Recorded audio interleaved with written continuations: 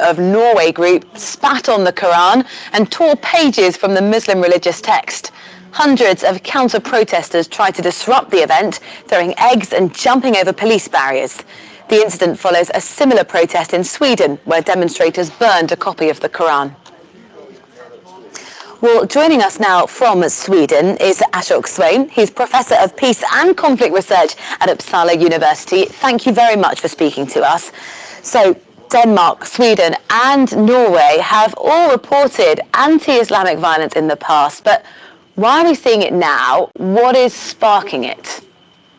I think it is going on for some time, but there have been the governments in these countries have been trying to respond to this crisis, the crisis which is creating because of the far right trying to portray that the Muslim immigration is either creating problems for the culture or threatening the culture or threatening the state to deliver the kind of social services it provides. So I think when the process was going on and there have been the response of the government have been quite good, but I think this is where the ultra or far right groups are really feeling threatened.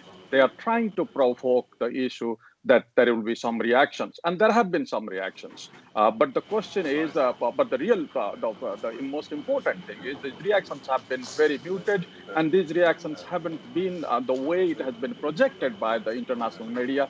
It is really not much. So I think somehow it's a good sign that in spite of serious provocation, the Muslims haven't reacted that strongly in this country.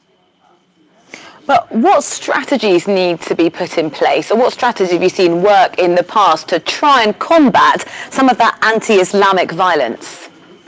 I think there have been a number of projects and efforts have been taken, are being taken, particularly doing these interfaith meetings, projects, particularly in the city in Sweden, which experienced this riot three nights back in Malmö. That has been going through at least for a year. There is a big move in that regard, and that was showing lots of success. There has been violence has been down, the shootings have been down. So, but even a few days before this riot, there were all these groups, particularly the leaders from the different religious groups. They had met in a mosque and were discussing all these things. Even at the time of the riot, there are some imams who are trying to diffuse the crisis. So I think it is working well in that sense. But these are the certain kinds of provocations which has come. But I think that's probably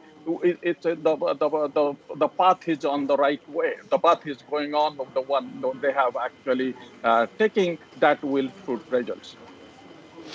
Ashok Swain, thank you very much, Professor of Peace and Conflict Research at Uppsala University.